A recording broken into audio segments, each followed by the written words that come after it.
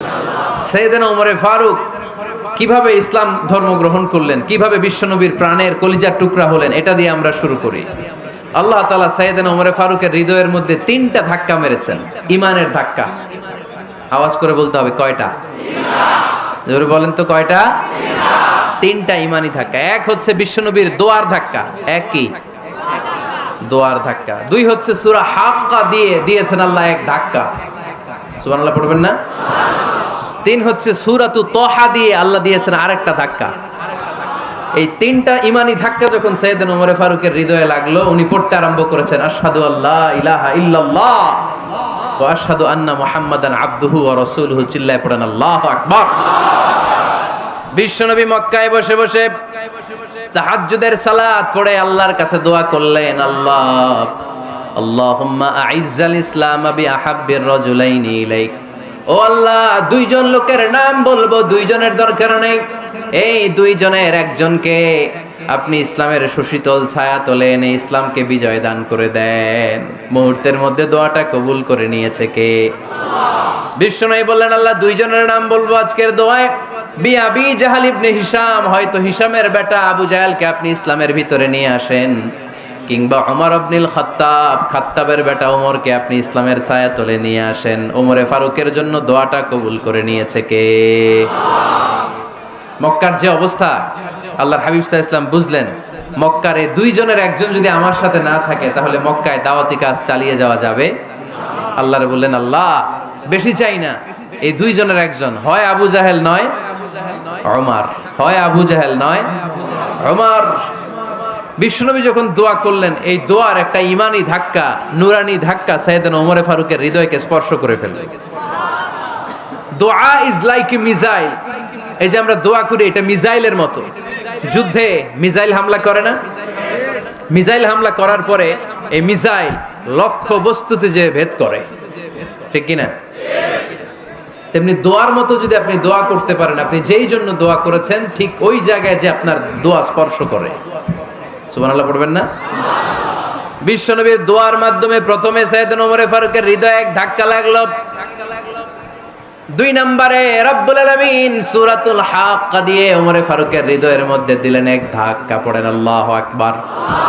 কোরআনের ভেতরে সূরাতুল হাক্কা নামে একটা সূরা আছে না নাই? আল হাক্কাতু মাল হাক্কা ওয়া মা আদরাকা মাল হাক্কা। পড়েন আল্লাহু আকবার।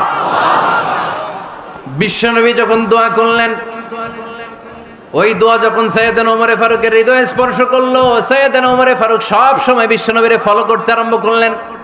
বিশ্বনবী ডানে গেলে লুকিয়ে লুকিয়ে ওমর ফারুক ডানে যায়, বিশ্বনবী বায়ে গেলে লুকিয়ে লুকিয়ে ওমর ফারুক বায়ে যায়। বিশ্বনবী একবার মসজিদুল হারামে যে নামাজ পড়তে শুরু করলেন, ওমর ফারুক তখন বিশ্বনবীর পিছু পিছু ছদ্মবেশে পেছন থেকে যে বিশ্বনবী কিভাবে নামাজ পড়ে দেখতে শুরু করলেন। বিশ্বনবী ইন দা মিন টাইম এশার নামাজে আল হাক্কাতু মাল হাক্কা তেলাওয়াত শুরু করে দিলেন। আল হাক্কাতু মাল হাক্কা তেলাওয়াত শুরু করে দিলেন। তেলাওয়াত করতে করতে বিশ্বনবী যখন তেলাওয়াত করতেছে, ওমর ফারুক এরকম দুলতেছে আর মজা পাচ্ছে। ও মিয়া, বিশ্বনবীর কণ্ঠ বুঝি আমার মতো কণ্ঠ? আপনার মতো কণ্ঠ? আহমদ বিন ইউসুফের কণ্ঠ? আব্দুল বাসিতের কণ্ঠ না? বিশ্বনবীর গলায় যে কি সুরের ঝংকার আল্লাহ দিয়েছেন, কি সুরের লহরী আল্লাহ দিয়েছেন, একবার যে শুনতো পাগল হয়ে যেত। আল্লাহু আকবার।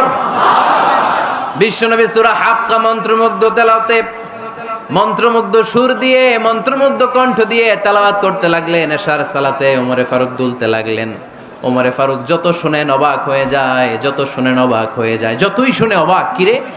কারণ তিনি আরবি ভাষা বুঝতেন। এত সুন্দর শব্দের গাঁথনি, এত প্রাঞ্জল বর্ণনা, এত সুন্দর অন্তমিল, এটা কবিতা না হয়ে পারে না। উনি মনে মনে ভাবলেন, এটা মনে হয় কবিতা। It might be poem, it could be poem. Muhammad মনে হয় কবি হয়ে গেছে, তার কাব্য প্রতিভা দিয়ে সে এটা বানিয়েছে। তা না হলে এত সুন্দর কথা, এটা কবিতা না হয়ে পারে। ইন দ্য মিন টাইম বিশ্বনবী কিন্তু দেখতেছে না যে পেছনে ওমর। বিশ্বনবী তেলাওয়াত করছিলেন, ইন দ্য মিন টাইম বিশ্বনবী পড়ছিলেন ওমা হুয়া বিকাউলি শাইরিন কলিলাম মা তুমিনুন। এই আয়াতের অর্থ হলো এটা কোনো কবির কথা নয়, খুব অল্প সংখ্যক লোকই তোমরা ঈমান আনো। সুবহানাল্লাহ পড়েন। এটাকে বলে কোইন্সিডেন্ট। কোইন্সিডেন্ট হুট করে অনেক সময় মিলে যায়, যায় কি যায় না? আপনি একজনের কথা ভাবতেছেন বাজারে গেলেন, বাজারে যেই দেখেন ওই লোকটা দাঁড়ায় আছে, এরকম হয় কি হয় না? কোইন্সিডেন্ট। ওমরে ফারুক মনে মনে যেটা ভাবতেছে ওই কথা দিয়ে বিশ্বনবী তেলাওয়াত করতেছে, আল্লাহু আকবার। বিশ্বনবী যে আয়াত তেলাওয়াত করছিলেন, আয়াতের অর্থ হলো এটা কোনো কবির বানানো কবিতা না, খুব অল্প সংখ্যক লোকই তোমরা ঈমান আনো। ওমরে ফারুক আটকে উঠলেন, থমকে দাঁড়ালেন। ঘটনা কি? আমি মনে মনে ভাবলাম, কি রে এত সুন্দর কথা, এটা তো মানুষের কথা হতে পারে না, এটা নিশ্চয়ই কবিতা, কবির কথা। কিন্তু মুহাম্মদ এখন আবার পড়তেছে ওমা হুয়া বিকাউলি শাইর, এটা কোনো শায়েরের কবির কথা নয়।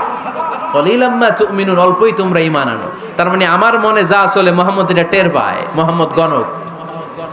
নাউজুবিল্লাহ পড়বেন না? মুহাম্মদ অনেক বড় মাপের একজন গণক। মানুষের হৃদয়ে কি চলে, মনে মনে কি ভাবে, মুহাম্মদ না দেখেও বলে দিতে পারে। ইন দা মিন টাইম বিশ্বনবী পরের আয়াতে পড়লেন ওয়ালা বিকাউলি কাহিনিন কলিলাম মা তাযাক্কারুন। এই আয়াতের অর্থ হলো এটা কোনো গণকের বানানো গণনা নয়, খুব অল্প সংখ্যক লোকই তোমরা উপদেশ হিসেবে এটাকে মানো। সুবহানাল্লাহ পড়েন। এবার আর ওমরে ফারুকের সহ্য হয় না, কি আজীব তামাশা। প্রথমে মনে করলাম কবিতা, মোহাম্মদ কয় কবি না, সে কবি না, এটা কবিতা না। তারপর ভাবলাম সে গণক, সে আয়াত পরে পরে বলে দিল এটা গণনা নয়, তাহলে এটা কি? এটা কি কবিতাও না, গণনাও না, তাহলে এটা কি? বিশ্বনবী তখন বললেন তানজিলুম মির রাব্বিল আলামিন। সুবহানাল্লাহ পড়েন। পরের আয়াত ছিল তানজিলুম মির রাব্বিল আলামিন। এটা দুনিয়ার কোনো কবির বানানো কবিতা না, এটা কোনো গণকের গণনা না, এটা কোনো সাহিত্যিকের বানানো সাহিত্য নয়, এটা মহাবিশ্বের পরিচালক রব্বুল আলামিনের কাছ থেকে পাঠানো কিতাব কোরআন। সূরা হাক্কার ধাক্কায় ওমরে ফারুক কাইত। প্রথমে ধাক্কাটা লাগলো যে দোয়া। বিষ্ণুনবী তাহাজ্জুদে কেঁদে দোয়া করলেন, আল্লাহ হয় আবু জাহেল রে দিবা নাইলে ওমর রে দিবা। ওই দোয়া ওমরে ফারুকের হৃদয়ে ছোঁয়া লেগেছে। এরপরে হাক্কা, সূরাতুল হাক্কা দিয়ে দিলে এক ধাক্কা। এই ধাক্কা খেয়ে উথাল পাথাল হৃদয়ের মধ্যে, হায় রে এ কি বাণী, এ কেমন কথা, কে মুহাম্মদ? তারপরও শয়তানের ওয়াসওয়াসা আছে না নাই? আল্লাহ বলে যতই ওয়াসওয়াসা ওমরকে দেয়া হোক, আমি ওমরে ফারুককে এই মুসলিম উম্মতের সেনাপতি বানিয়ে ছাড়বো, আমি সেনাপতি বানাবো। এবার 3 নাম্বার ডোজ।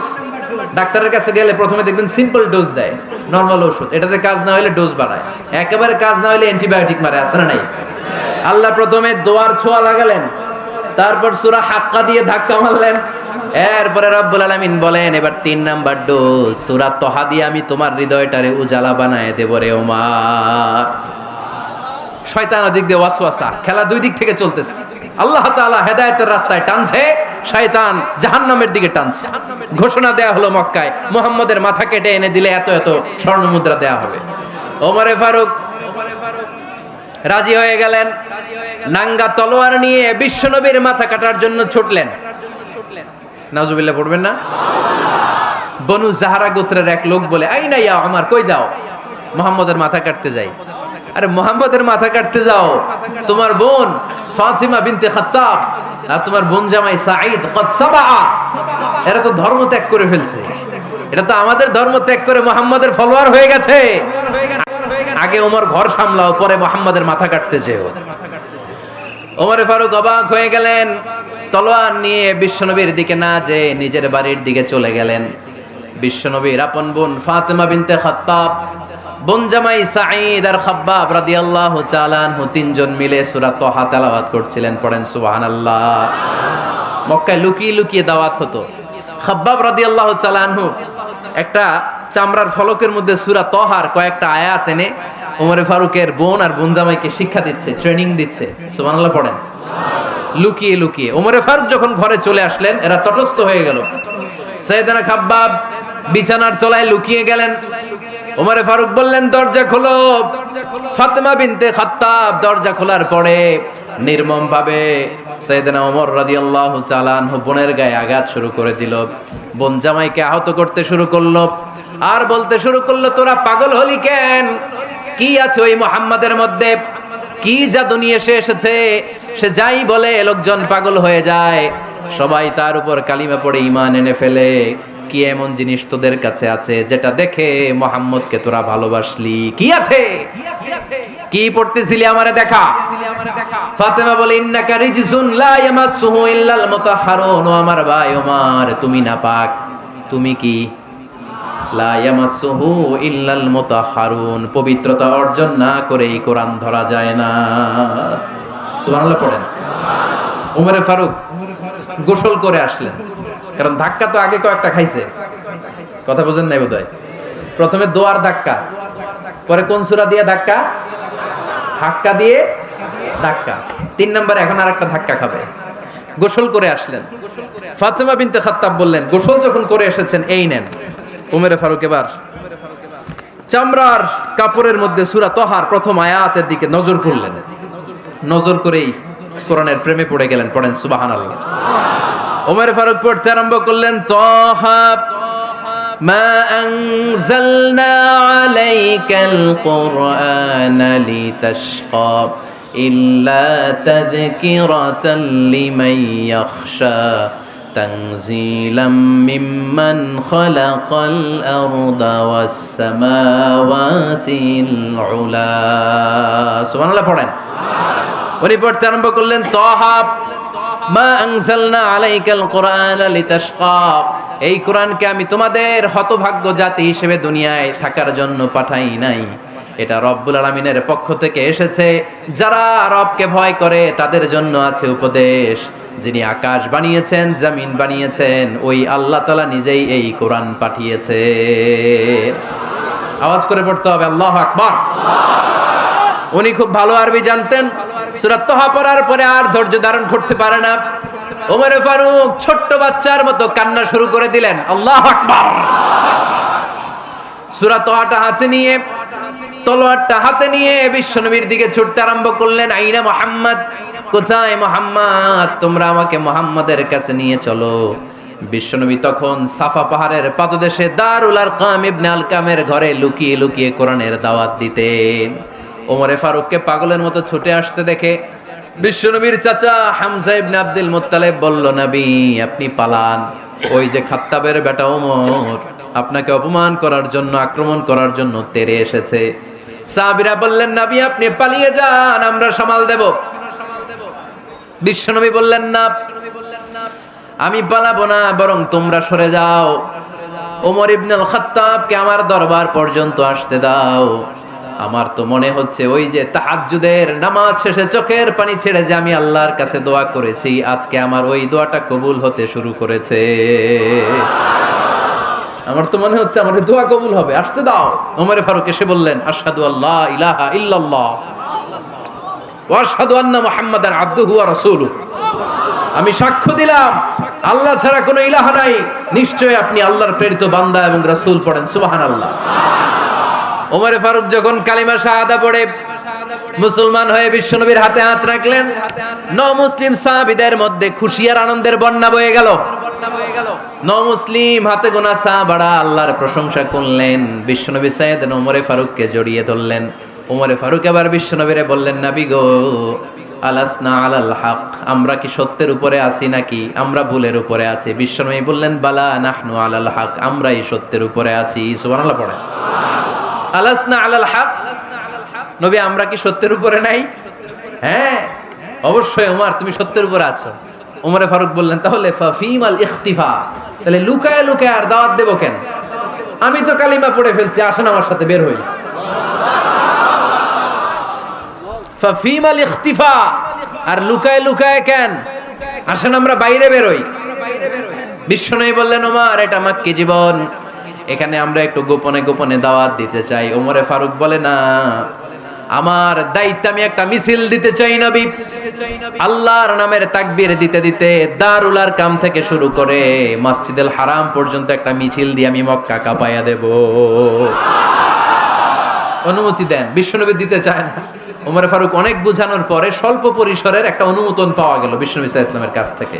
কিন্তু মিছিল যে দিবে, মিছিলের জন্য লোকের দরকার আছে না নাই? এখানে লোক নাই, আমি একাই মিছিল দিতেছি। এটা জমবে? মিছিল জমবে? খুঁজে উনি 11 জন মুসলিম সাহাবা পেলেন। কয়জন? ওমরে ফারুক বললেন 11 জনই সই। এই 11 জন নিয়েই আমি আল্লাহর নামের তাকবীর দেব। 2 লাইন করলেন। কয় লাইন? 2 লাইন। পেছনে 6 জন, আর এই লাইনের নেতা বানালেন বিশ্বনবীর চাচা হামজাকে রাদিয়াল্লাহু তাআলা আনহু। আর সামনে 5 জন, তার আগে দাঁড়ালেন উনি নিজেই। তাহলে 6 6 12। বললেন এই 2 লাইনে আমরা তাকবীর দিতে দিতে, বেশি না, এই দারুল আরকামের ঘর থেকে, আপনারা জানেন যে সাফা মারওয়া এখন যে সাই হয়, এই সাফার পাদদেশে ছিল দারুল আরকামের ঘর। উনি বললেন এখান থেকে ওই যে কাবার গিলাফ দেখা যায়, কাবার গিলাফ পর্যন্ত আমরা এই তাকবীর নিয়ে ওখানে যাব। সুবহানাল্লাহ পড়বেন না? ওখানে উনি দাঁড়িয়ে ছোট্ট একটা ভাষণ দিয়েছিলেন। উনি বলেছিলেন মান আরাদা আন তাসকুলা উম্মু ওয়া ইয়াতামা ওয়ালাদু ওয়া তারমিলা যাওজাতুহু ফালিয়াসুদ্দানি। খেয়াল করে শুনেন, কান দুইটা খরগোশের কানের মতো খাড়া করেন। উনি এক বাক্যের একটা ভাষণ দিলেন। ভাষণ দিতে জানলে বড় ভাষণ দেয়া লাগে না। এক বাক্যের ভাষণ দিয়ে গোটা বিশ্বকে ঝাঁকুনি মারা যায়। চিল্লায় বলো ঠিক কিনা? ওমরে ফারুক এক বাক্যের একটা ছোট্ট ভাষণ দিলেন। মান আরাদা আন তাসকুলা উম্মু, কে আছো মায়ের এই মক্কায়, কে আছো মায়ের বুক খালি করতে চাও? ইয়াতামা ওয়ালাদু, কে আছো বাচ্চাগুলারে, নিজের সন্তানগুলোরে ইয়াতিম বানাতে চাও? কে আছো তারমিলা যাওজাতুহু, নিজের স্ত্রীকে বিধবা বানাতে চাও? ফালিয়া সুদ্দানি, বুকের পাটা থাকলে আমি ওমর রে থামাও। ফালিয়া সুদ্দানি, দেখি মক্কায় কার এত বড় বুকের পাটা। কে আছো মায়ের বুক খালি করতে চাও, সন্তান রে এতিম বানাতে চাও, স্ত্রীকে বিধবা বানাতে চাও? ফালিয়া সুদ্দানি, পারলে আমারে ঠেকাও। এই বলে উনি আল্লাহু আকবার, আল্লাহু আকবার, আল্লাহু আকবার বলে স্লোগান শুরু করে দিলেন। এক এক স্লোগানে মক্কার মরুজমিন থারথার করে কাঁপতে আরম্ভ করলো। এই মিছিল মক্কার কেউ দেয় নাই। মিছিলের আওয়াজ শুনে আবু জাহেল বাইরিস, উতবা বাইরিস, শাইবা, ওয়ালিদ ইবনে মুগিরা সব বের হয়েছে। কিরে, আমার এলাকায় এত বড় স্লোগান, কার এত সাহস? বের হয়ে দেখে মিছিলের সামনে ওমর। ওমর রে দেখে দিছে এক দৌড়। কারণ ওমরে ফারুককে থামানোর মতো বাপের বেটা মক্কায় দ্বিতীয়টা কেউ ছিল না। আওয়াজ করে বলেন ঠিক কিনা? ওমরে ফারুক আল্লাহু আকবার, আল্লাহু আকবার বলে স্লোগান দিতে দিতে মসজিদুল হারামের ভেতরে ঢুকে গেল। কাবার গিলাফ ধরার পরে সেদিন মিছিল থেমেছে। ওই আল্লাহর নামের স্লোগান সেদিন কেউ থামাতে পারে নাই, কিয়ামত পর্যন্ত কেউ থামাতে পারবে না। চিল্লায় বলো ঠিক কিনা?